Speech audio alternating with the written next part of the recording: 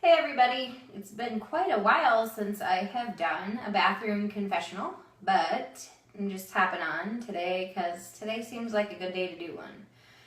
So I just returned from Kansas City and took my 3 younger kids there in my car by myself. My son had his independent educational evaluation at a clinic in Kansas City. And my husband had to work, so he kind of met us out there and then took back off. So I was on my own with the kids in the car. On the way out there, it went fine, but on the way back, it was awful. We just, blah. But I'm feeling I am pissed today. Like, why does life have to be like this? It sucks. So, little background, our son has Tourette syndrome and a whole mix of other things, with anxiety apparently being the biggest problem right now. And so I took him for his evaluation yesterday, walks into the room with the evaluator. We go to another room with the neuropsychologist to talk to him. And in about 10 minutes, the neuropsych we're speaking with has a text message from the evaluator. Our son is threatening to run out. So I go with him and we go back to the room, and my son is frickin' raging mad, like raging. And we haven't seen this raging mad, angry, lashing out, aggressive behavior in a long time, at least certainly not to this extreme.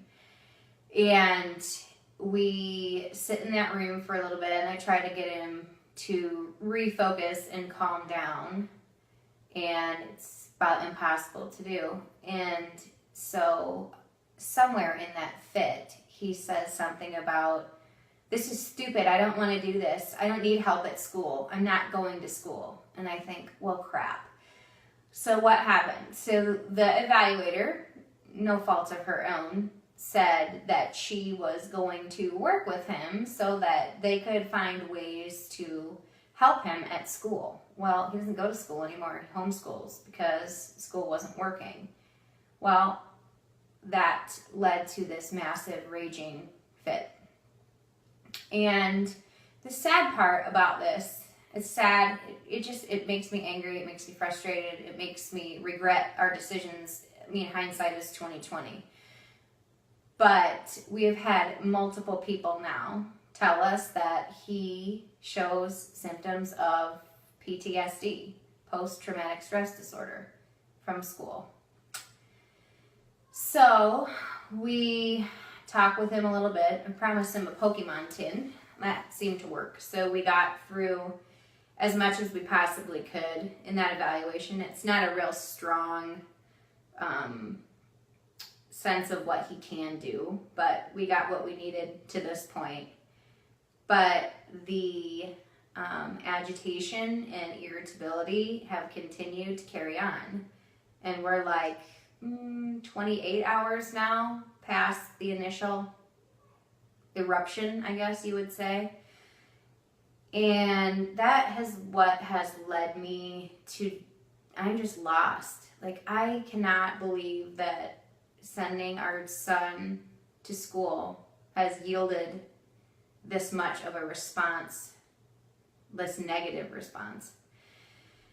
So if I could, I would have dictated like multiple chapters of my book on the way home in the car. It would have been filled with a lot of yucky stuff coming from the kids in my car, but I am just full of emotions and thoughts today. And I just kind of wanted to hop on here. I don't think I make things seem like it's all sunshine and roses and we've got all of our crap together by any means, but today is probably one of the hardest days I have had in the past year.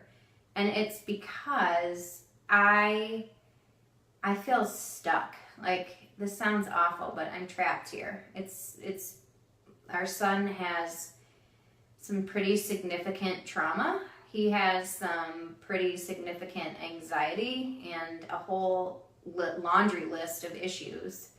And he basically can't go to school. He can't function at school. We have a really tough time finding a sitter.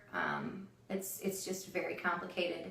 And I just feel trapped. Like, I feel like I can't, even if I wanted to, I couldn't go out and get a job, and I couldn't go out and just do whatever I wanted. So I just kind of wanted to hop on and share that. I feel like the World War IV is coming here, so I should probably sign off. See ya.